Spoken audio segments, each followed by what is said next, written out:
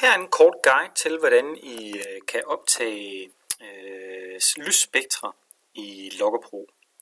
I skal tilslutte Ocean Optics spektrometeret til jeres bærbare ved hjælp af USB. Og når I har Logger Pro tændt, så genkender den simpelthen selv apparatet og bør ændre Logger Pro skærmen, så I kan se nogle farver her. Så skal I indstille apparatet, og det gør I heroppe. Og vi er ikke interesseret i at tage absorbansmålinger. Vi er interesseret i at måle lysintensitet. Absorbansmålinger laver vi typisk i kemi. Så skal I indstille, hvor lang tid den opsamler lys ad gangen. Og 1 sekund er lige i overkanten, når den samtidig tager 10 målinger, den tager et gennemsnit af. Så en mulighed, det kunne være et halvt sekund, det vil sige 500 millisekunder og 10 målinger. Så kan I bare trykke på krydset her. Det I kan nu, det er, at I kan opsamle lyset fra en eller anden lyskilde.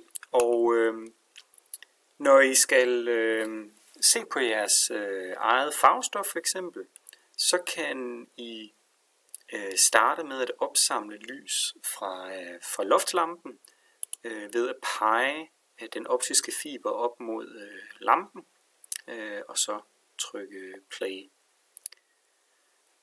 Når jeg har sådan en måling og har trykket stop, så kan I tage en måling af det lys, som bliver reflekteret fra et objekt.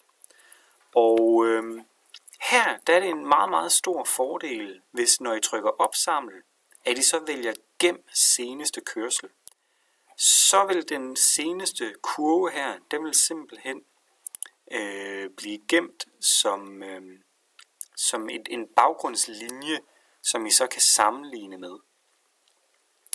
Og det man så kan se fra mit spektrum her, det er, at der er nogle toppe, som er ens i de to, og der også er nogle bølgelængder, som er undertrykt. Og når man så sammenligner de to, så kan man så prøve at forstå, hvorfor man ser den farve, man nu engang ser.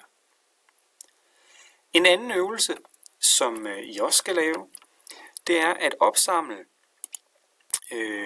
men nu skal vi have slettet alle kørsler, så man optager det lys, der kommer fra jeres computerskærm,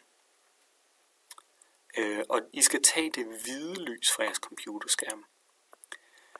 Så det her, det er simpelthen en optagelse af det hvide lys på min bærbare, og der kan man se, at det hvide lys på min bærbare består ikke af alle bølgelængder. Og det I så skal, det er, at I skal tage og sammenligne, hvilket lys består de enkelte farver herfra, og passer det virkeligt, at for eksempel sådan en turkis blå, at den er skabt af noget lys, som har en bølgelængde på lige under 500 nanometer, eller snyder computerproducenten rent faktisk vores øjne. Den lille farve her, den er også rigtig interessant at undersøge. God arbejdslyst.